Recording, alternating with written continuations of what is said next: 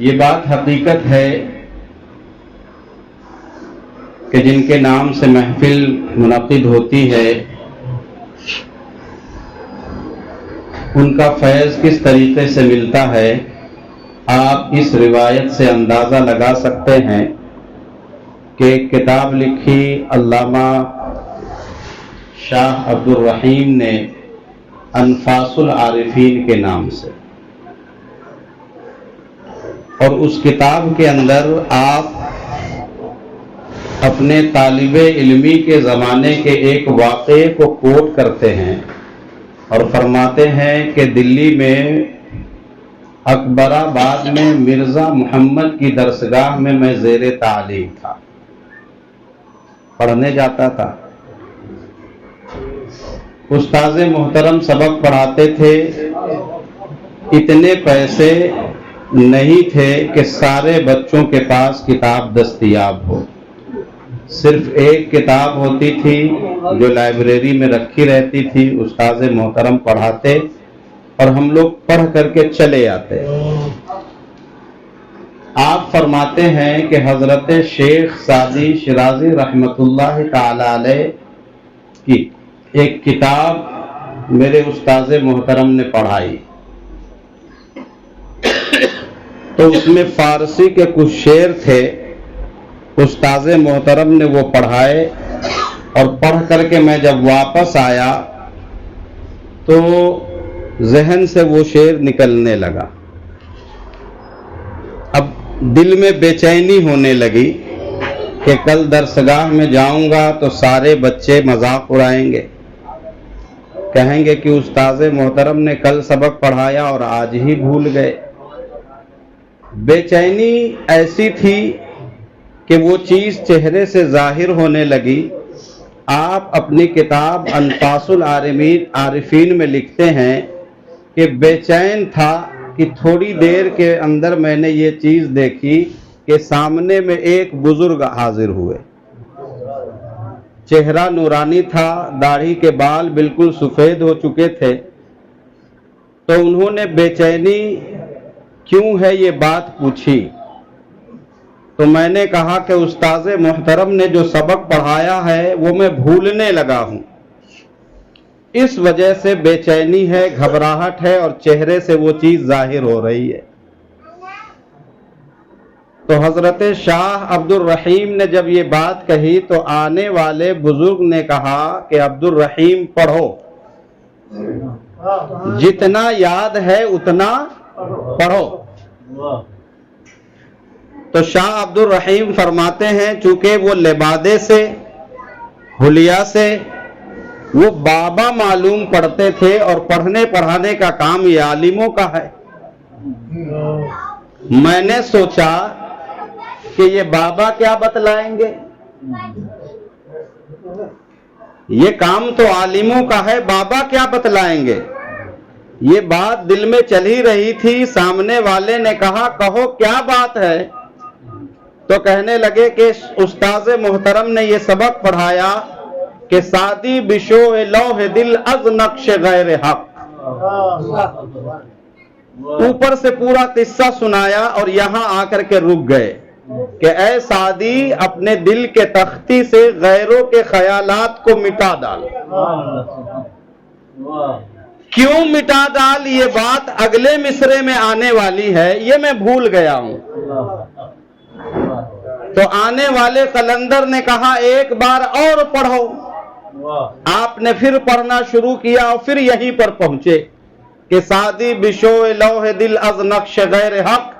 تو آنے والے قلندر نے کہا علم کا راہ حق نہ نمایت جہالت است، فرمایا وہ علم جہالت ہے جو حق کا راستہ نہ بتائے، وہ علم جہالت ہے جو علماء کا ادب نہ بتلائے، وہ علم جہالت ہے جو ماں باپ کا ادب کرنا نہ سکھلائے، وہ علم جہالت ہے جو ماں باپ کے حقوق کو ادا کرنا بچوں کو نہ بتلائے، وہ علم جہالت ہے جو ایک شوہر کو اپنے بیوی کے حقوق کو کرنے پر آمادہ نہ کر دے، وہ علم جہالت ہے جو ایک انسان کو پڑوسیوں کا حق ادا کرنا نہ سکھائے، وہ علم جہالت ہے جو بچوں کے اوپر شفقت کے ہاتھ کو پھیرنے والا اس کو نہ بنا دے۔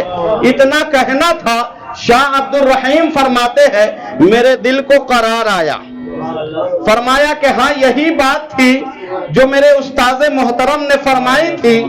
تو شاہ عبد الرحیم نے جب یہ بات سنی تو دل کو قرار آیا اور سامنے والے بزرگ کو اپنی جیب سے 2 پان کی پتی نکال کر کے دی اور کہا حضور یہ ہدیہ تشکر ہے، اس کو آپ قبول فرما لے۔ تو آنے والے قلندر نے اس کو اپنے ہاتھ میں لیا اور لینے کے بعد کہا کہ میں اس کو استعمال نہیں کرتا، اس کو تم اپنے پاس رکھو۔ شاہ عبد الرحیم فرماتے ہیں میں نے پوچھا کیا کوئی شرعی قباحت ہے اس کو استعمال کرنے میں؟ تو آپ ہمیں بتلا دیں ہم استعمال نہ کریں۔ تو آنے والے بزرگ نے کہا نہیں تم کھا سکتے ہو، لیکن میں چونکہ استعمال نہیں کرتا میں نے قبول کر کے تم کو واپس کر دیا ہے۔ اب آنے والے قلندر نے کہا میں جانا چاہتا ہوں، تو انہوں نے کہا ٹھیک ہے جائیے، اور شاہ عبد الرحیم نے پیچھے مڑ کر کے دیکھا تو وہ غائب ہو گئے۔ اور جبکہ وہ گلی اتنی لمبی تھی، شاہ عبد الرحیم فرماتے ہیں اگر سینکڑوں قدم چلتا اس کو عبور نہ کر پاتا، تو میں سمجھ گیا کہ آنے والا شخص کوئی بابا نہیں تھا، کسی اللہ والے کی روح تھی جو میری مدد کے لیے حاضر ہوئی تھی۔ میں نے التجا کی اے آنے والے قلندر ذرا اپنا نام تو بتا، تیرے نام سے فاتحہ دلایا کروں گا، تیرے نام سے نظر و نیاز پیش کیا کروں گا، تیرے نام سے ایصال ثواب کیا کروں گا۔ شاہ عبد الرحیم اپنی کتاب انفاس العارفین میں لکھتے ہیں کہ آنے والے قلندر تو جا چکے تھے، لیکن غیب سے آواز آئی اے عبد الرحیم، جس شیخ سعدی کی کتاب کے سبق کو تم بھول گئے تھے وہ سعدی کوئی اور نہیں، وہ میں ہی ہوں۔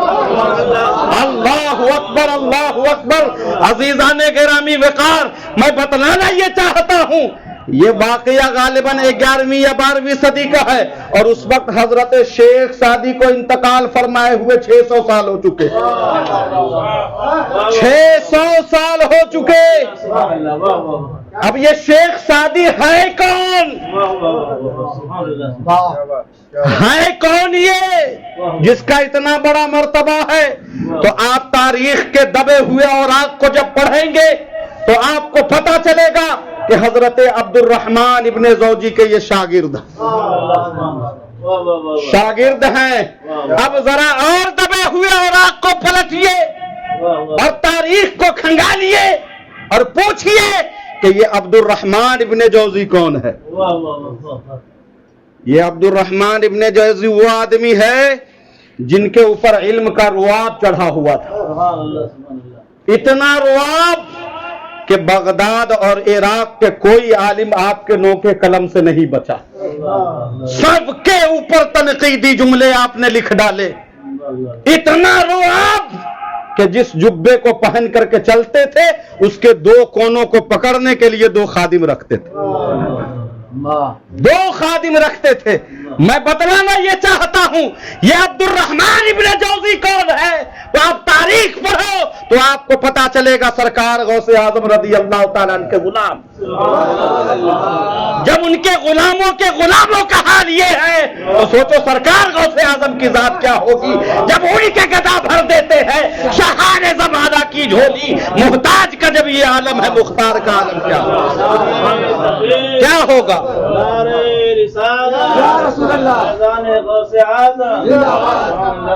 تو عزیزان گرامی یہ اللہ والے ہوتے ہیں، اگر ان کے نام سے محفلیں سجائی جاتی ہیں، ان کو پکارا جاتا ہے، ان کو جب یاد کیا جاتا ہے تو وہ آتے ہیں۔ اور ہمارا ایمان ہے کہ سرکار غوث اعظم کے نام سے اگر یہ محفل منسوب ہے تو ان کی روحانیت، ان کا فیوز و برکات انشاءاللہ سب کو یہاں پر ملنے والا ہے یا مل رہا ہے۔ چونکہ مجھ کو اشارہ ملا، قاری صاحب کے یہاں کتنے لوگ پروگرام میں تھے؟ کتنے لوگ تھے جو یہاں پہ ہے؟ ان میں سے کتنے لوگ تھے یہ جاننا چاہتا۔ زیادہ تر لوگ ہیں۔ اشارہ ہوا کہ اسی حوالے سے گفتگو کی جائے۔ میں نے جو آیت پڑھی اس پر گفتگو کرنے کے لیے خیر بہت وقت چاہیے، لیکن چونکہ 11 بجے تک کا وقت ہے تو انشاءاللہ جلدی میں اپنی بات کہنے کی کوشش کروں گا۔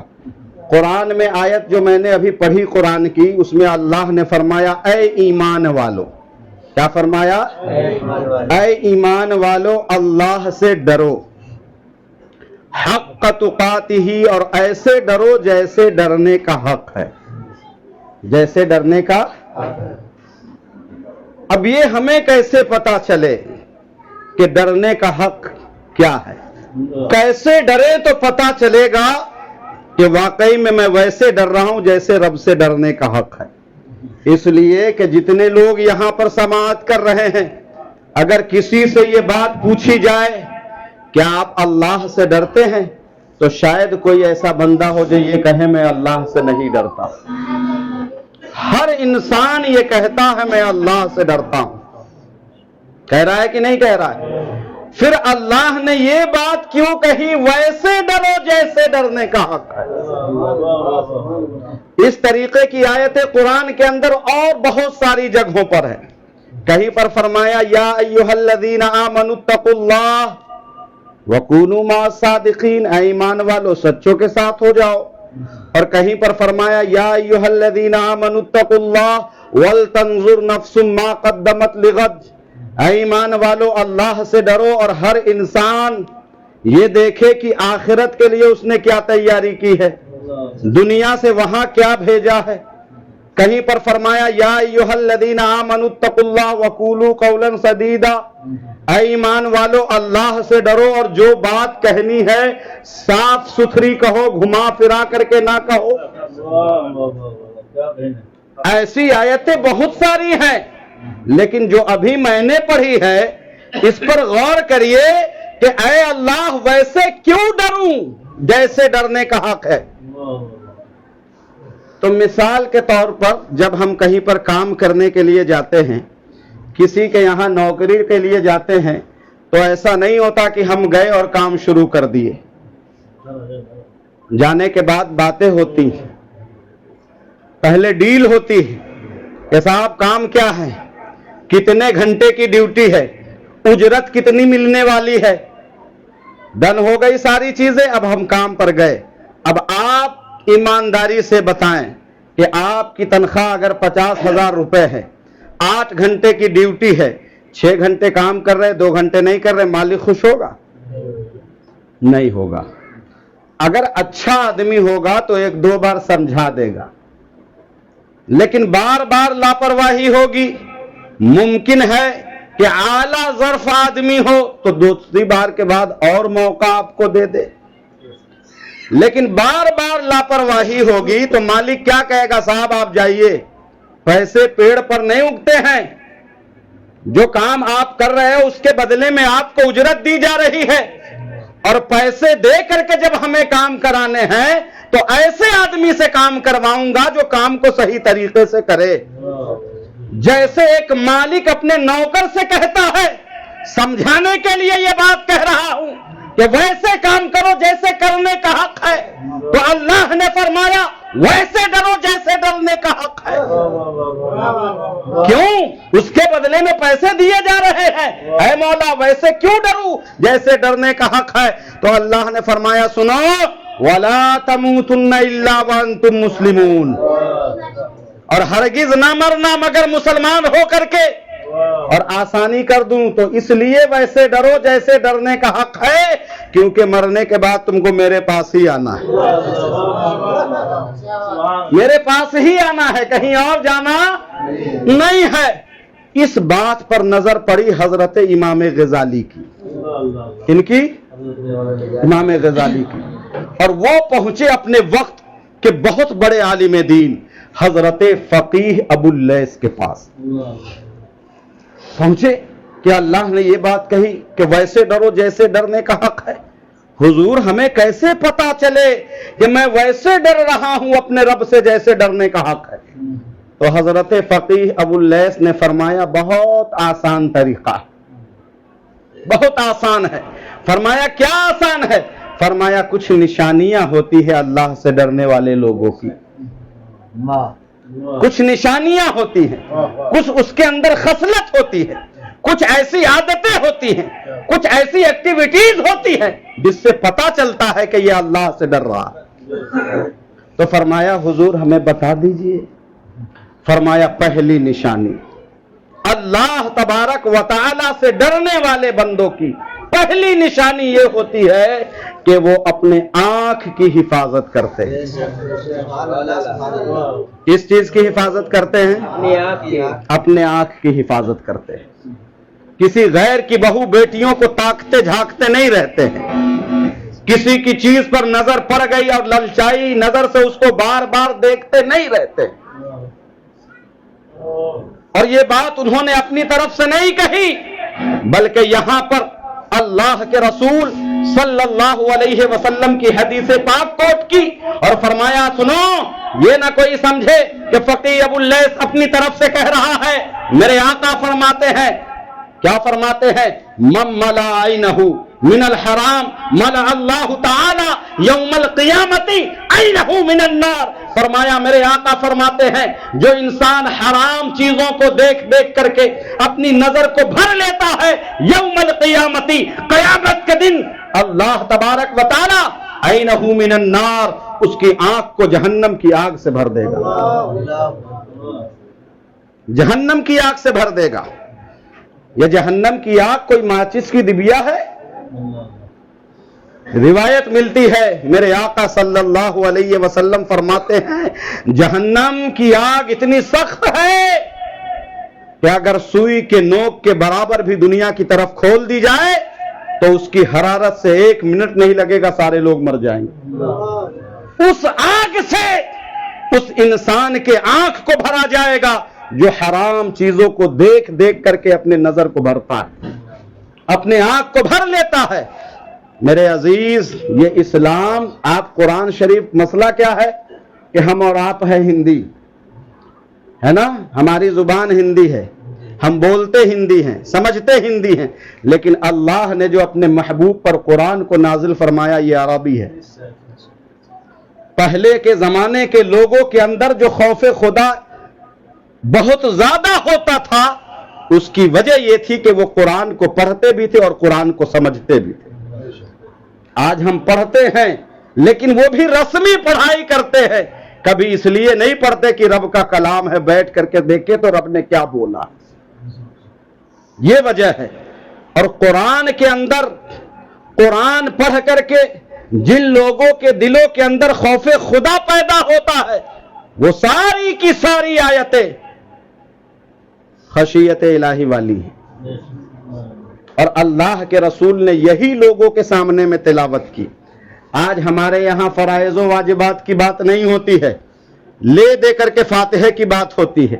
تو عوام کو صرف فاتحہ سمجھ میں آیا. ابھی ہفتہ پورا نہیں ہوا کہ امام صاحب کے پاس پھر سے گھنٹی چلی گئی، حضرت جمعرات کو فلاں ٹائم چلے آئیے گا. کبھی اس لیے فون نہیں آیا کہ فجر کی نماز چھوٹی تو کیا ہوگا، ظہر کی نماز چھوٹی تو کیا ہوگا، عصر کی نماز گئی تو کیا ہوگا. مذہب اسلام میں ایمان اور عقیدہ درست کرنے کے بعد جو سب سے بڑا فرض ہے اس فرض کو نماز کہتے ہیں. اس کے بارے میں فون نہیں آتا کیونکہ ہمارے یہاں فاتحے پہ تقریر ہوتی ہے، ہمارے یہاں قرآن خوانی پہ تقریر ہوتی ہے، ہمارے یہاں گاگر اور چادر پہ تقریر ہوتی ہے. اس لیے لوگ ہمارے اوپر کمنٹ کرتے ہیں کہ یہ لوگ فرائض و واجبات سے اتنا دور ہے کہ جو لوگ سالوں سے نماز پڑھ رہے ہوں گے ان سے بھی پوچھ لو وضو کا طریقہ نہیں معلوم، تو جو گئے ہی نہیں مسجد ان کو کیا پتا. تو میرے عزیز یہ درد سر ہے اور یہ چیز ہماری اور آپ کی عاقبت کو برباد کرنے والی ہے. بہت اللہ کرم فرمائے. خیر، حضرت فقیہ ابو اللیث نے فرمایا آسان سی چیزیں، فرمایا جو انسان نظر کی حفاظت نہ کرے، بلکہ اس میں 7 چیزوں کو آپ نے گنتی کروائی.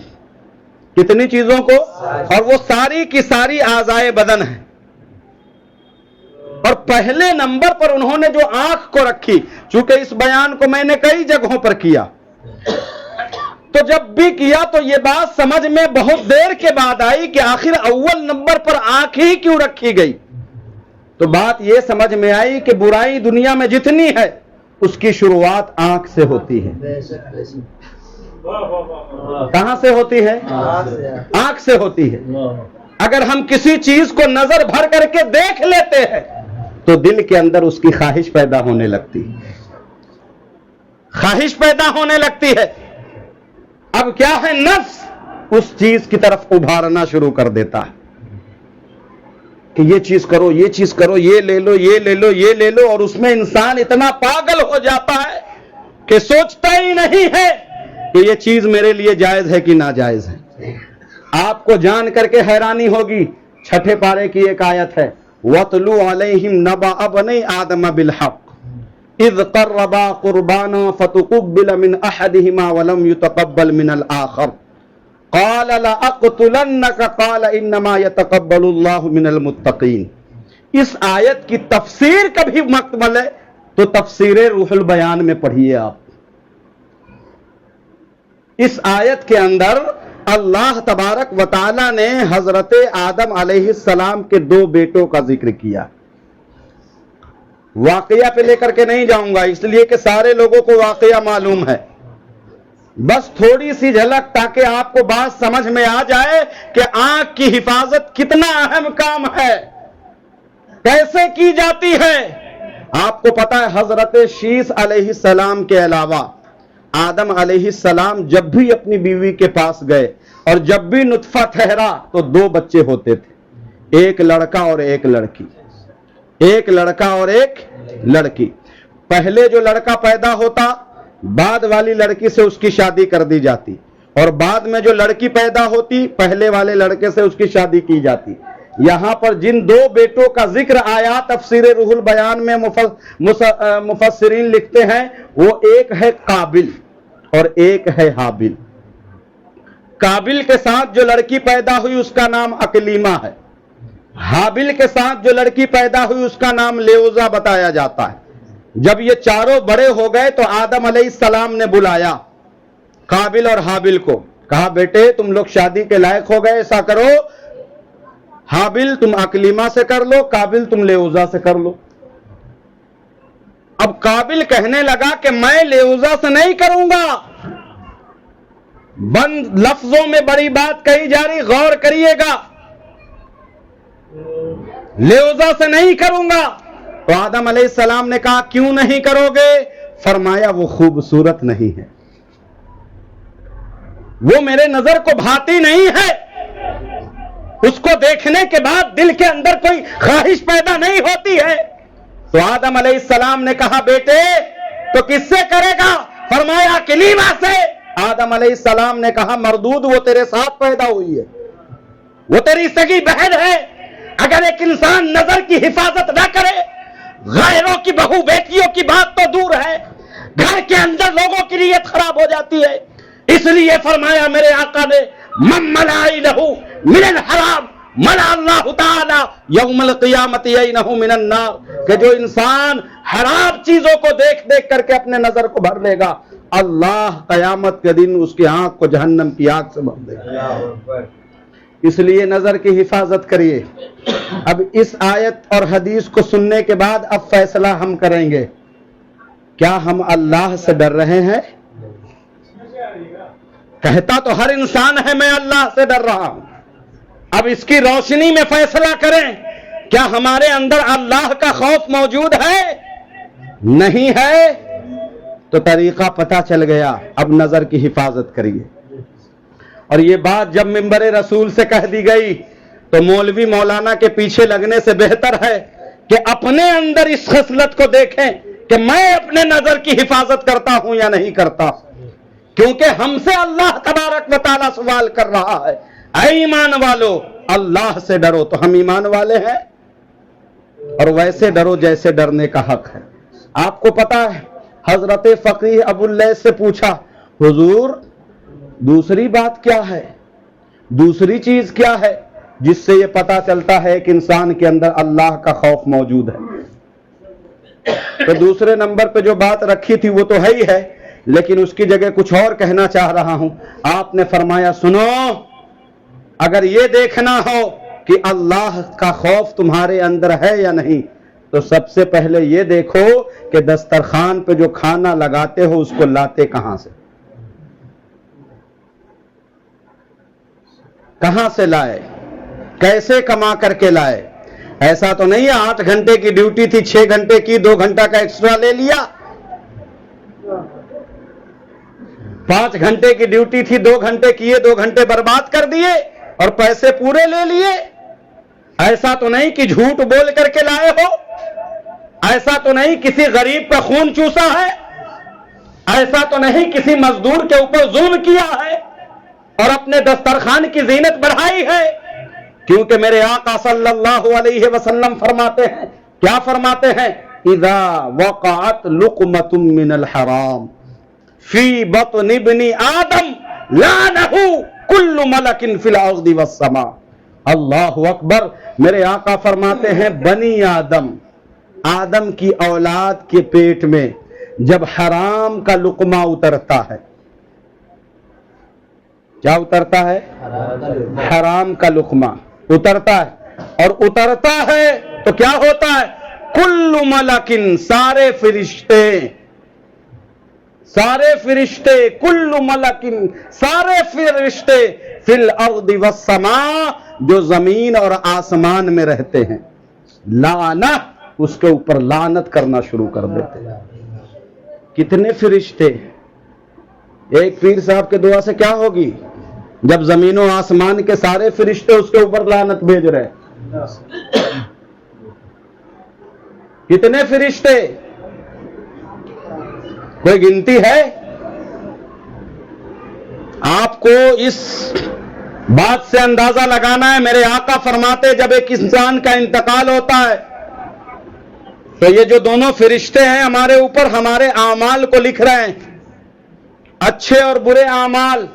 یہ فرشتے رب کی بارگاہ میں حاضر ہوتے ہیں اور کہتے ہیں مولا آسمان پر کوئی ایسی جگہ بتا جہاں بیٹھ کر تیری تسبیح بیان کروں. تو اللہ فرماتا آسمان فرشتوں سے خالی نہیں ہے.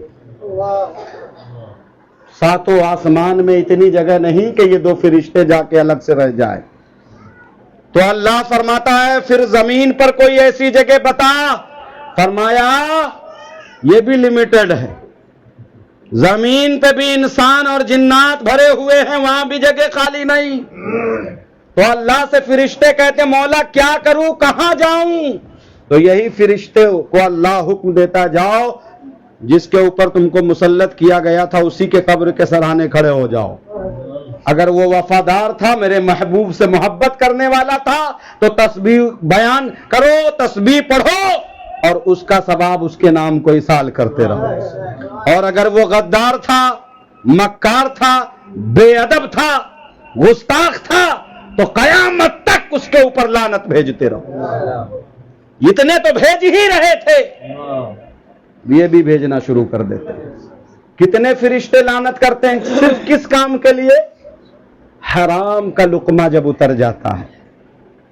سرکار غوث اعظم کی محفل ہے. سرکار غوث اعظم کے پاس ایک صاحب آئے اور کہنے لگے حضور دعا بہت کرتا ہوں, نماز پڑھ کے کرتا ہوں, قرآن پڑھ کے کرتا ہوں, روزہ رکھ کے کرتا ہوں, سارے اچھے کام کرتا ہوں, دعا قبول نہیں ہو رہی. سرکار غوث اعظم نے کہا حلال کھا پھر دعا کیا کر, دعا قبول ہوگی. حلال کھا کر کے دعا کرو, دعا قبول ہوگی. تو فرمایا کہ سارے فرشتے, یہاں تک تو بات ٹھیک تھی. میرے عزیز, میرے آقا فرماتے ہیں جب تک وہ لقمہ پیٹ کے اندر رہتا ہے تب تک فرشتے لعنت بھیجتے ہیں. یہاں تک بھی بات ٹھیک تھی, لیکن آگے آقا فرماتے ہیں وَإِن مَاتَ عَلَىٰ تِلْكَ الْحَالَةِ فَمَأْوَاهُ جَهَنَّمُ. اگر اسی حالت میں انتقال ہو جائے کہ حرام کا لقمہ پیٹ کے اندر موجود ہو, اس کا ٹھکانہ جہنم. ہم لوگ کس دنیا میں رہ رہے ہیں؟ اللہ ہمیں اور آپ کو حلال اور حرام کی تمیز کرنے کی توفیق عطا فرمائے. تھوڑا کھائیں لیکن حلال رزق کھائیں.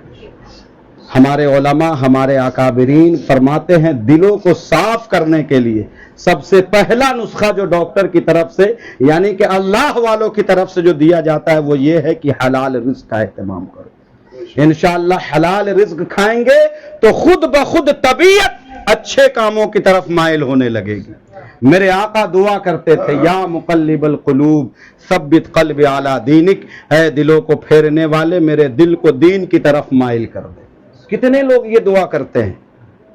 نہیں کرتے۔ اللہ تبارک و تعالی کہنے سننے سے زیادہ کلمات حسنات پر عمل کرنے کی توفیق عطا فرمائے، اور کسی بھی قسم کی خطا، غلطیاں، بے ادبیاں، ریاکاریاں، بدکاریاں بھول چوک سے ہوئی ہوں اپنے حبیب کے توسل سے تمام اغلاط کو معاف فرمائے، اور اس محفل کو سرکار غوث اعظم کی بارگاہ میں قبول فرمائے۔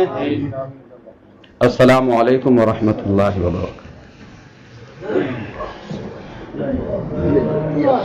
یا نبی سلام علیکہ، سلام علیکہ، یا حبیب سلام علیکہ، صلوات اللہ علیکہ، حبیب یا رسول اللہ،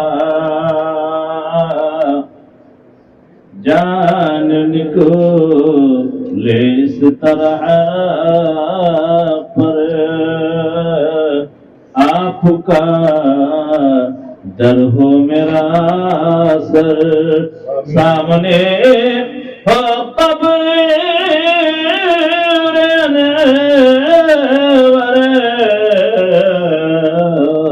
جاری ہو میری زبان پر، یا نبی سلام علیکہ، یا رسول سلام علیکہ، یا حبیب سلام علیکہ، صلوات اللہ علیکہ، حبیب یا رسول اللہ، صدقہ دو نورانی تن کا، صدقہ دو پیارے حسن کا، خون میں ترے اس پیر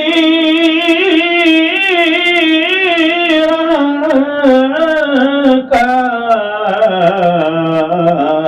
صدقہ دے دو پنجتن کا، یا نبی سلام علیکہ، یا رسول سلام علیکہ، یا حبیب سلام علیکہ، صلوات اللہ علیکہ، الصلاۃ والسلام علیکہ یا رسول اللہ، الصلاۃ والسلام علیکہ یا حبیب اللہ، الصلاۃ والسلام علیکہ یا قاسم رزق اللہ، وعلی آلہ و اصحابہ شفیعنا بیٹھ جائیں۔